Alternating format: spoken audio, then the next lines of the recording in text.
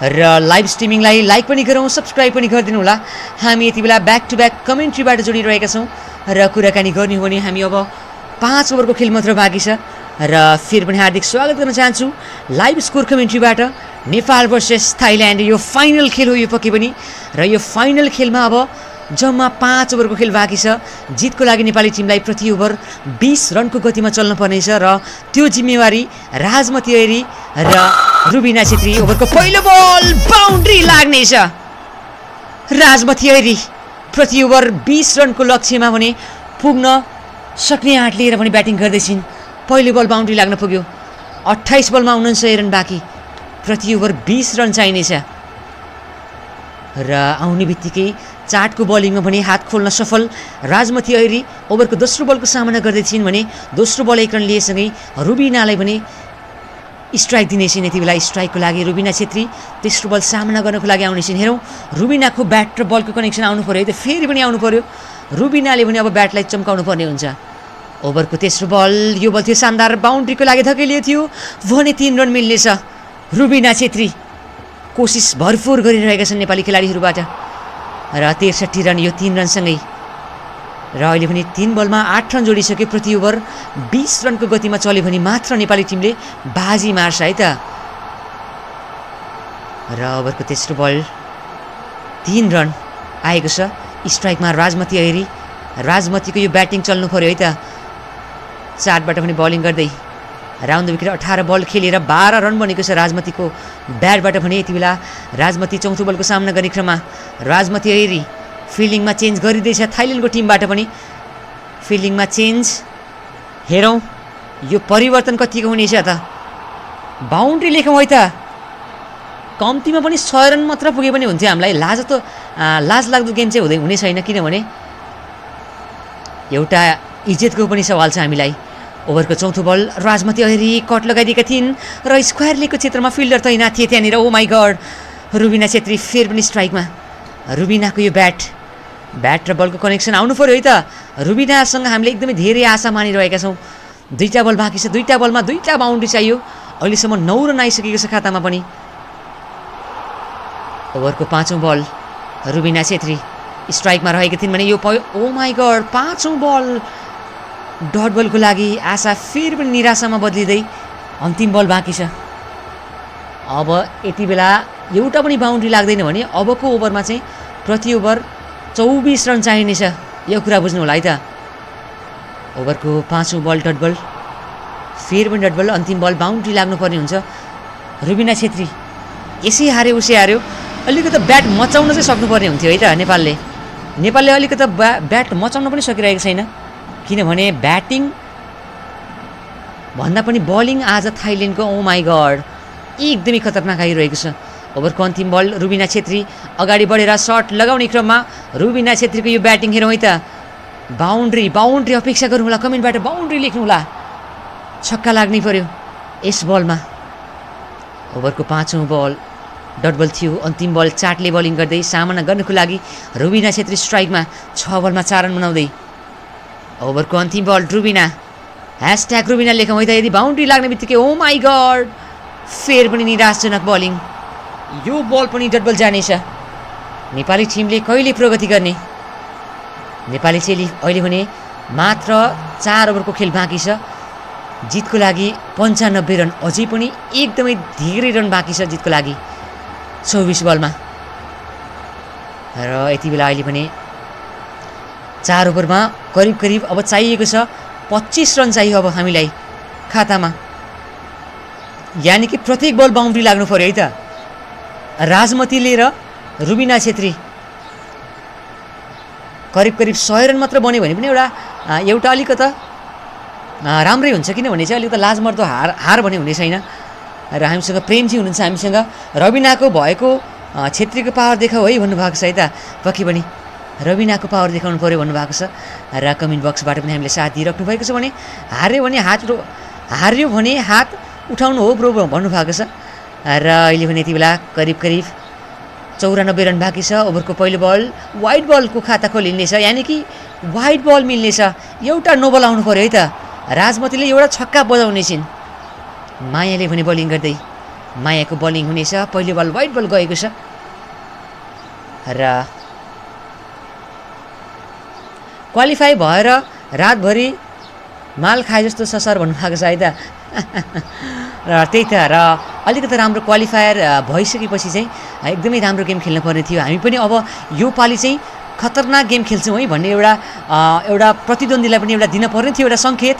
तर नेपालले उही सङ्केत दिएको छ, हामी अझै पनि सिक्दैछौँ है भन्ने सङ्केत दिएको छ। त्यो गर्दाखेरि चाहिँ अलिकति धेरै नै मन भाँचिन्छ हाम्रो नेपाली अडियन्स, नेपाली फ्यान्सको पनि। किनभने नेपालले जहिले पनि गेम खेल्छ, जब पनि गेम हार्छ तब पनि नेपालले सधैँ भन्छ कि हामीले सिक्दैछौँ भनेर भन्छ। त्यस कारणले गर्दा हामीले धेरै सिक्यौँ। अब भने यस्तै पारा हो भने हामीले नेपाली टिमलाई सपोर्ट पनि गर्न एकदमै डर लाग्ने हुन्छ। अब यस्तो पाराले ओभरको दोस्रो बल डटबलसँगै, ओभरको दोस्रो बलमा डटबल, दुईवटा बल डटबल। राजमती अहिरी बललाई छुन पनि गाह्रो भइरहेको छ अहिले वाइड यर्कर फालेसँगै। मायाको यो बलिङ तीव्र गतिमा बल दौड लगाइदिएकी थिइन्। अब प्रति ओभर चाहिएको छ। ओ माई गड, प्रति ओभर चाहिनेवाला छ अब 27 रन। ओहो ओहो ओहो, निकै नै धेरै रन। हेरौँ अन्तिमसम्म कतिको लाजमर्दो हुन्छ त भन्ने कुरा हो होइन। 100 रन छोयो भने त केही पनि हुँदैन र 100 रन छुन पनि एकदमै गाह्रो भइरहेको छ। बााउन्ड्री चाहियो, पक्कै पनि चाहियो है त। अरविन्दजी हुनुहुन्छ। ओभरको चौथो बल, यो बल हवाई फायरको लागि र रुबिना छेत्री। ओ माई गड, क्याच मिस बनेको छ यति बेला र जीवनदान मिलेको छ यति बेला रुबिनालाई। Catch miss. अब जतिवटा क्याच मिस भए पनि अब चाहिँ खासै फरक चाहिँ नपर्नेवाला स्थिति बनेको छ जुन तरिकाले हामीले सोचिरहेका छौँ। र यति बेला अहिले पनि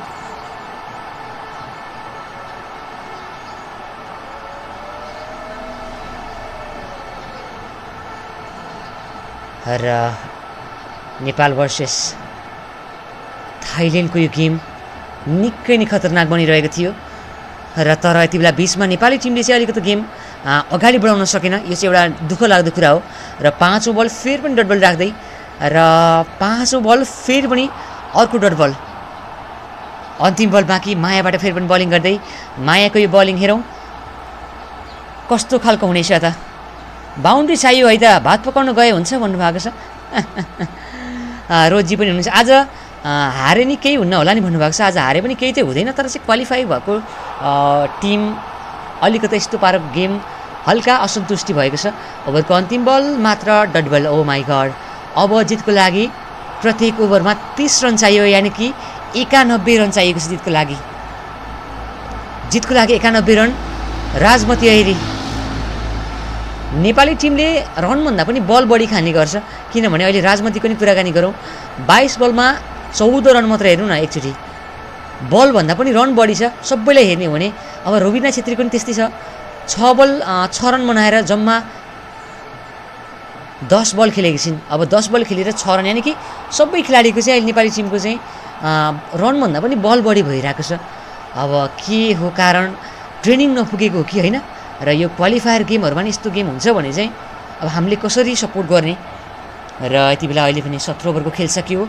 68 रन 5 विकेटको नोक्सानीमा नेपाल वुमेन्स टिमले बनाएको छ। अब हामीसँग करिब करिब जम्मा 3 ओभरको मात्र खेल बाँकी छ। 3 ओभरमा प्रति ओभर 30 रन चाहियो। प्रति ओभर 30 रन।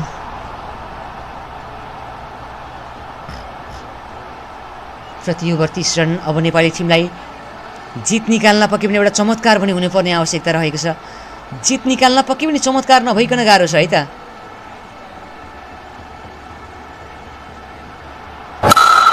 र यति बेला ओभरको पहिलो बल नै बााउन्ड्री। ओहो, बााउन्ड्री लाग्यो है त। प्रति ओभर 30 रन। हाम्रा चेलीहरूले निराश बनाए आज भन्नुभएको छ पक्कै पनि। र हिटिङ पावर छैन सर, पक्कै पनि अलिकति नेपालको चाहिँ पावर हिटिङ छैन। र नेपालको चाहिँ एउटा दुःख लाग्दो कुरा चाहिँ त्यहाँनिर रहेको छ। र अब नेपालको कुराकानी गऱ्यो भने राजमती अहिरी 23 बलमा बल्ल 18 रन बनाइन्।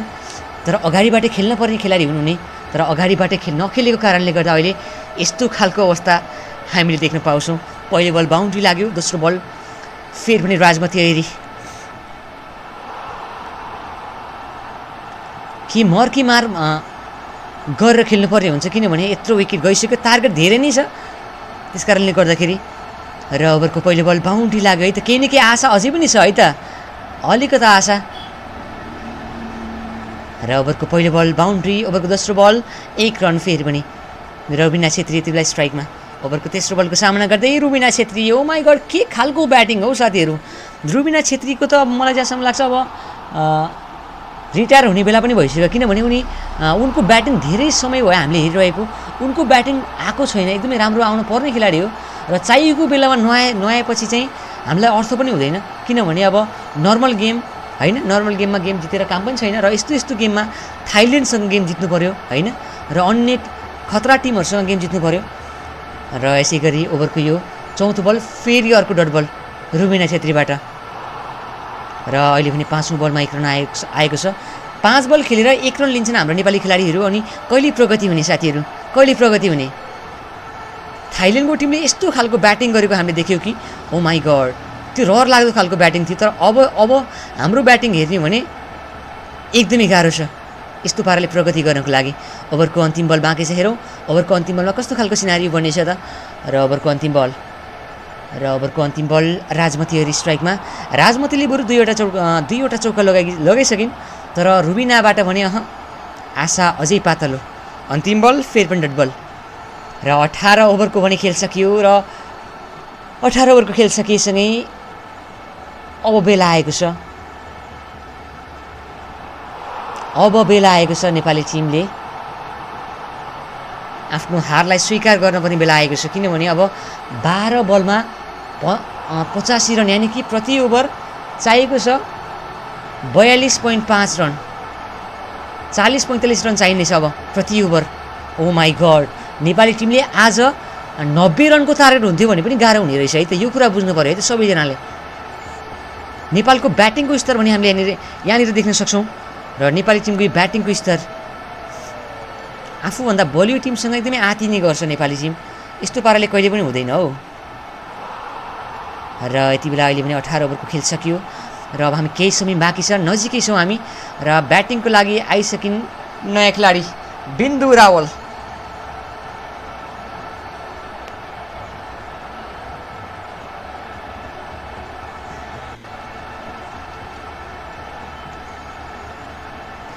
र ठोक जे होला देखा जाला भन्नु भएको छ हाम्रो रोजीले पनि पक्कै पनि अब चाहिँ ठोक्नै पर्ने बेला हो है त अब ठोक्न पर्ने बेला हो अब हेरौँ अब कतिको मजाले ब्याट रन किन्छ भन्ने कुरा पनि छ यहाँनिर अब ब्याट मचाउनु पर्ने बेला चाहिँ गइसक्यो हैन र मचाउनु पर्ने बेला जाँदै गर्दाखेरि अब चाहिँ कति रन बनाउलान् है त हामीले 90 रनको टार्गेट पाएको भए पनि गाह्रो हुने रहेछ जस्तो लाग्छ मलाई र स्ट्राइकमा यति बेला रुबिना छेत्री रहनेछिन् ओभरको यो पहिलो बल 1 रन मात्र मिल्नेछ र यो 1 रन मिलेसँगै अझै पनि बाउन्ड्री नआएको त एकदमै वर्षौं भयो जस्तो एकदमै लागिसक्यो मलाई चाहिँ र यति बेला ओभरको पहिलो बल 1 रनबाट पनि एन्ट्री लिइसक्यो र ओभरको पहिलो बल 1 रन सँगै गाह्रो छ भन्दै हुनुहुन्छ हामीसँग शिशिर कण्डेलजी पनि हुनुहुन्छ हामीसँग शिरीषा कण्डेल हुनुहुन्छ है त माफ गर्नु होला पहिलो बल 1 रन आएसँगै 1 रन जोडियो खातामा र 75 रन बनेको छ खातामा यति बेला नेपाली टिमको पनि र ओभरको दोस्रो बल नेपाली टिमको पावर के खाएर आएको छन् हो आज एउटा पनि शट राम्रोसँग लागिरहेको छैन रुबिना छेत्री ज्यान चाहिँ एकदमै ठुलो छ तर ब्याट भने एउटा पावर भने एउटा ब्याट पनि उचाल्न नसक्ने जस्तो पावर देखिरहेको छ हो र यति बेला नाइस जोक भन्नु भएको छ हामी यति बेला करिब 900 लाइकमा रहिछौँ यो 900 लाइक पनि कम्प्लिट गरिदिनु होला है त र अहिले पनि ओभरको पहिलो बल 1 रन रुबिना छेत्री ओभरको दोस्रो बलको सामना गर्ने क्रममा रुबिना छेत्री र नेपाली टिम ओभरको दोस्रो बल एलबीडब्ल्यू को अपिल गरियो यो बल विकेटको लागि जानेछ एलबीडब्ल्यू को विकेट र नेपाली टिमको पारा यस्तो छ हामीले के भन्ने नेपाली टिमले फाइनल जित्यो भने चाहिँ उदाहरणै हुनेवाला नेपाली टिमले एउटा राम्रो टिमसँग फाइनल जित्यो भने चाहिँ हामीले एकदमै बताउनै सक्दैनौँ होला जस्तो लाग्छ किनभने चाहिँ अहिले यस्तो गेमहरु चाहिँ यसरी जान्छ भने एकदमै सेट खेलाडी एक्सपिरियन्स खेलाडी रुबिना छेत्री विकेट निकाल्दै यति बेला रुबिना छेत्रीको विकेट गएको छ र यति बेला 13 रन बनाएर पवेलियनको बाटो लागेको छिन् अहिले रुबिना छेत्री ओ माई गड र यति बेला छैठौँ झड्का लाग्यो र छैठौँ झड्का लागेसँगै अब करिब अब यति बेला गाह्रो अवस्था पनि बनिसकेको छ है त। ओडिआई जस्तो खेल भन्दै हुनुहुन्छ है त, त्यही त। र नेपाली टिम क्वालिफाई गरेर मात्र भएन हौ साथीहरू, एउटा अलिकति सम्झाउनु पर्ने मान्छे हुनु पर्यो यार। क्वालिफाई गर्ने अनि यस्तो नराम्रो गेम खेलेपछि त अब क्वालिफाई भयो कि काम लाग्दैन।